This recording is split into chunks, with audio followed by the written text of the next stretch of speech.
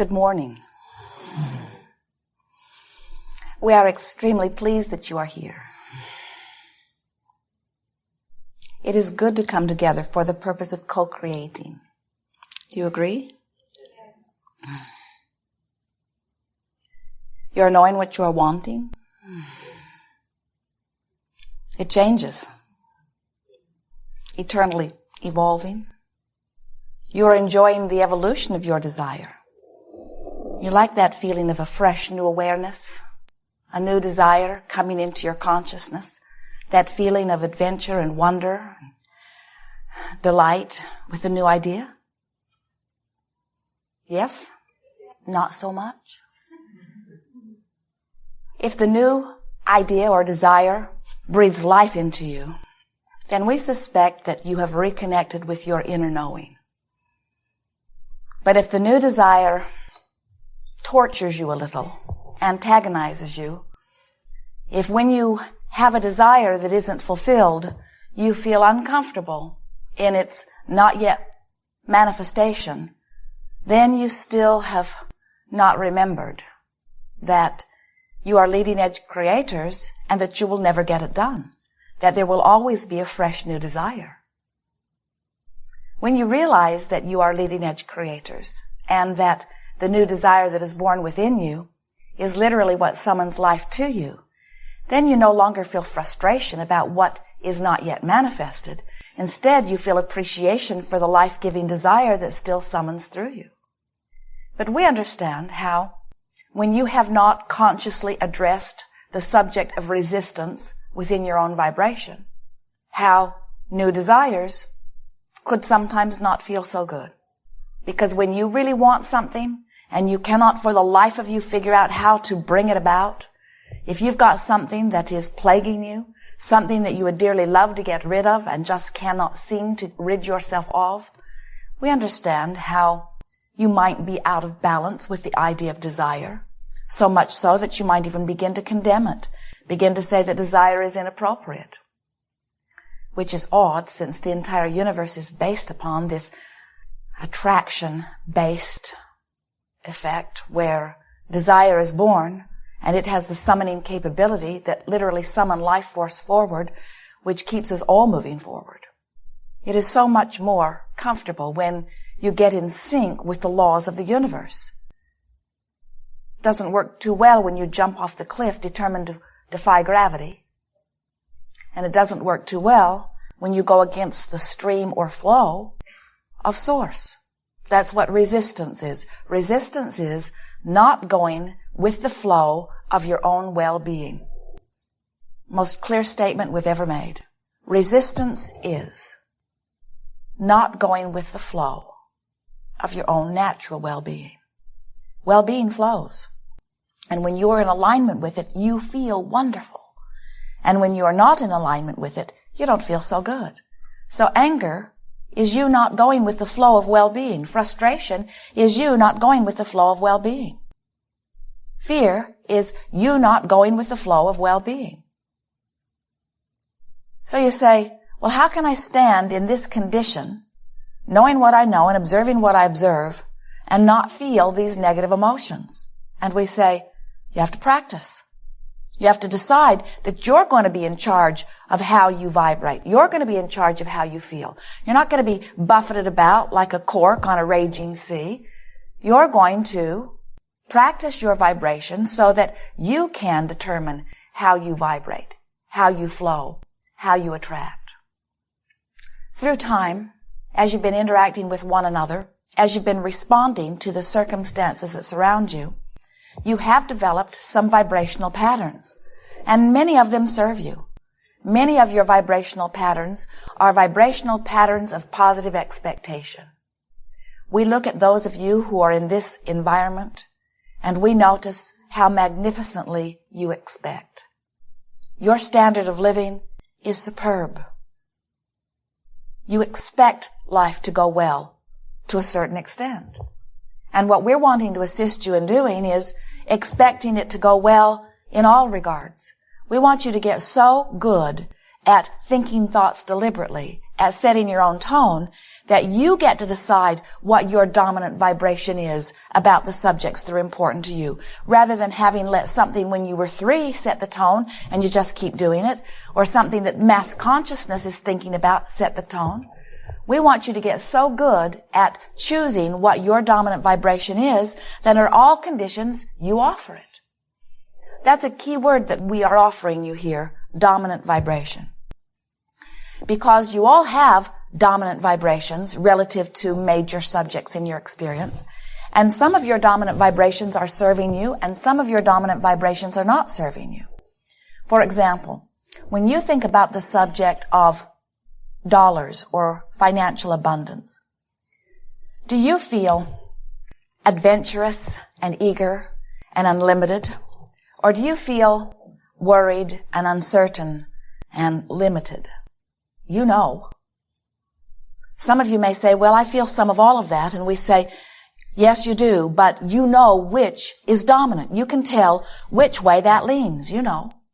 When you think about your major relationship, the most significant relationship, the one that you think about the most, or the one you interact with the most, does that relationship feel fun and life-giving? Or does it feel like struggle and hard work? You know. When you think about your physical body, does it feel flexible and strong and sure-footed? Or do you feel tentative and uncertain? You know. Relative to every subject that you ponder, and especially those major subjects, you have little by little by little by little by little developed vibrational patterns. You could call them beliefs. We don't want to give them too much weight. Habits of thought that you keep thinking. And the reason you keep thinking them is because you haven't decided to think otherwise. And so the thought that you think, which attracts to it, so you think it some more, which attracts to it, so you think it some more, which attracts to it, so you think it some more. In other words, when you have an expectation, you've got a dominant thought going on, and law of attraction is going to deliver that to you again and again and again. And you say, the reason that I believe this is because it is true. And we say, the reason that you believe it is because you practice the thought, because all that a belief is a thought that you keep practicing. And so you say, but the reason I believe it is because it is true. And we say, but why is it true? It is because you think it. It's because somewhere you got the thought, you held the thought, you let it become dominant in your vibration, law of attraction responded to that vibration and made it evidential in your experience. And so you say, it's true. And what we are wanting you to come to realize is you can make well-being true, or you can make not well-being true. Cancer is true. It's just not usually wanted. Violence is true. It's just not usually wanted. And we want you to begin to realize that facing the facts, because they are true, only perpetuates the truth you would not choose for yourself. So when you begin to think about the dominant thoughts that you have, and more importantly, you begin to think about choosing thoughts that you want to make dominant, we have a process for you that will work if you will work it. And we call it the process of virtual reality. You've played this game under other titles. We've called it creative visualization. We've called it using your imagination. Virtual reality is a game where, like a director of a movie, you set the scene. You know what you want your audience to feel, and so you set them up for it. You make it winter or you make it summer. You put it in the mountains or you put it on the ocean or you put it on the beach. You put it outdoors or you put it indoors. You make it daytime, you make it nighttime. In other words, you set the scene. It has one intent only, and that is the intent of your practicing a vibration with the singular purpose of making it a dominant vibration. Sometimes people will use visualization to try to fix something that is broken. And we want you to use virtual reality for one reason only, to make the vibration that you choose dominant. Let's say that your nation is really worried about something. And it's hard for you not to give it thought, because when you turn on the television, it is there, you hear others talking about it. Your teachers are talking about it in the classrooms of your children. People are having discussions about it all around you. But when you think about it, you know it's not a thought you want to make dominant within you because you feel fear when it crosses your mind, or anger, or frustration, or worry. So you say, okay, I will choose another thought and make it dominant. The feeling is I need to deactivate the thought that already is dominant. But the trouble with that is when you decide that you're going to deactivate a thought, you don't deactivate it, you activate it. When you say, I'm not going to think about that, you're thinking about that you're not going to think about. Even when you say, I don't want to be sick, I'm going to think about wellness. When you approach the subject of your physical body, when your dominant thought about it has been sickness, even though you try to do a virtual reality about wellness, you usually activate the thought of illness because that's the dominant thought relative to that subject. You see how it works? So there's a temptation when you apply these processes to say, oh, Abraham is giving me a process where I can fix this thing that's broken, and all it does is activate the thing that's broken. So without meaning to, you just practice making the dominant thought that isn't serving you remain dominant. This process of virtual reality will change that for you if you will understand this one very important thing. The process of virtual reality is where you practice your dominant thought.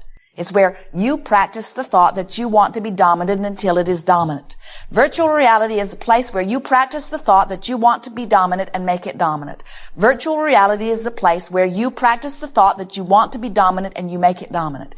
And the reason that we're repeating this into the ridiculous is because at first you're not going to want to do that. Even Esther, as she's been practicing this for a few weeks now, finds herself sometimes right in the middle of a delicious virtual reality, and all of a sudden she realizes she's trying to reform someone, either herself or someone else. In other words, she'll be going along swimmingly, doing very, very well, and then she'll stumble into something, and without even meaning to, she'll activate something that is broken, so to speak. So, virtual reality really works best if it's short. Get in, feel good, get out. Get in, feel good, get out. So, you set the scene. What time of year is it? What time of day is it?